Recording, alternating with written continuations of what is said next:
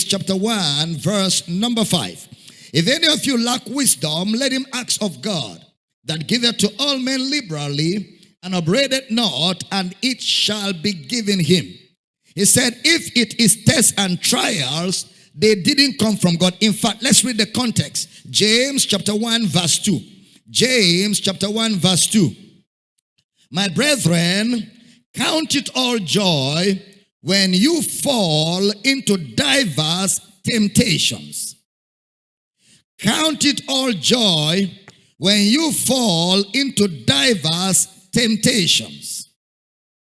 He says, well, if it is temptations, it's not from God. But if any of you lack wisdom, in verse 5, let him ask of God. Count it all joy when you fall into diverse temptations. All right? Now, but if you lack wisdom, let him ask of God, that giveth to all men liberally. Now, please pay attention, because I want to get into something now. Who gives to all men liberally? He doesn't hold back, and there is no reason why he will not give, because he upbraided not. God does not find fault. God does not find fault. He doesn't look for fault. It's not in God's character to find fault. It is not in God's character to find fault. He doesn't find fault. Then he now says, he is the all-giving God. If any man lack wisdom, let him ask the giving God, that giveth to all men liberally, and does not find fault. All right? So now he says, but let him ask in faith, not in wavering. What is he wavering on? Let him ask in faith, not in wavering. What is the man asking wavering on? His wavering is on the character of God. Let him ask in faith without a double-mindedness or without an instability on the character of God. When he's asking God, his mind should not be thinking of God is a lion and God is a lamb. His mind should not be thinking God giveth and God taketh. His mind should not be thinking I am the Lord that killeth and maketh alive, because that will be wavering. He said nothing wavering. That is, don't think of God as a God with a dual nature or God with a dual character. You see, faith must be rested on a settled fact. Faith must be rested on a settled fact. It's not, I believe you can do anything and everything. That is not faith, that is fear. I believe you can do anything and everything. God cannot do anything and everything. God cannot do anything and everything. For you to think like that means you are living in fear. God cannot do everything. For example, God cannot lie. God cannot steal. God cannot kill. So God cannot do anything and God cannot do everything. There are things that God will do as specified within the confines of his character. So faith, therefore, must be rested on a settled fact. Faith must be rested on a settled fact.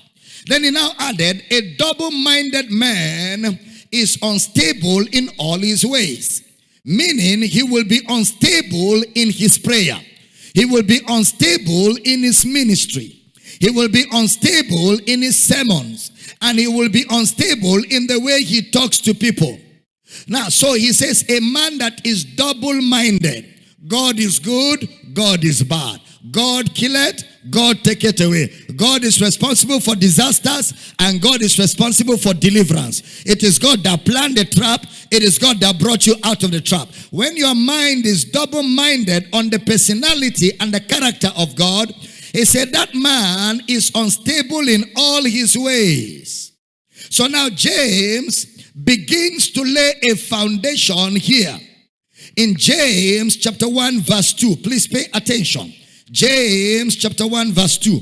My brethren, count it all joy when you fall into diverse temptations. When you fall, the word fall is an old English word.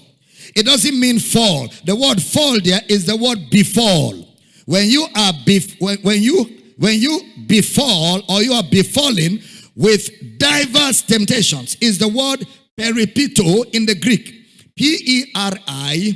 Peripito. Peripito in the Greek. It means to be surrounded with temptation. My brethren, count it all joy when you are surrounded with temptation. You know, this verse is similar to Matthew chapter 4 verse 1. Put it up for me. Matthew chapter 4 verse number 1. Then was Jesus led up of the Spirit into the wilderness to be tempted of the devil. Now, if that scripture is not well explained, you will think that the Spirit led Jesus to a place to be tempted. Please pay attention. Look at me. You will think that the Spirit led Jesus to the wilderness to be tempted. But actually what it means is that the Spirit led Jesus to the wilderness to pray. And at the end of the prayer, he was tempted. It was not to be tempted that the Spirit led Jesus for. He was led to pray. Remember, the temptation was not a part of the prayer. It was when he has finished fasting and praying for 40 days that the tempter came. And remember the answer Jesus gave him. Thou shalt not tempt the Lord thy God, and him only shalt thou serve. So it was not the Spirit that led Jesus to be tempted. Rather, the Spirit led Jesus to the wilderness to pray. And at the end of the prayer, which is what he went for, he was tempted. It's like being surrounded with temptation. Being surrounded with temptation, not to enter temptation, but to be surrounded with temptation. That word, peripito,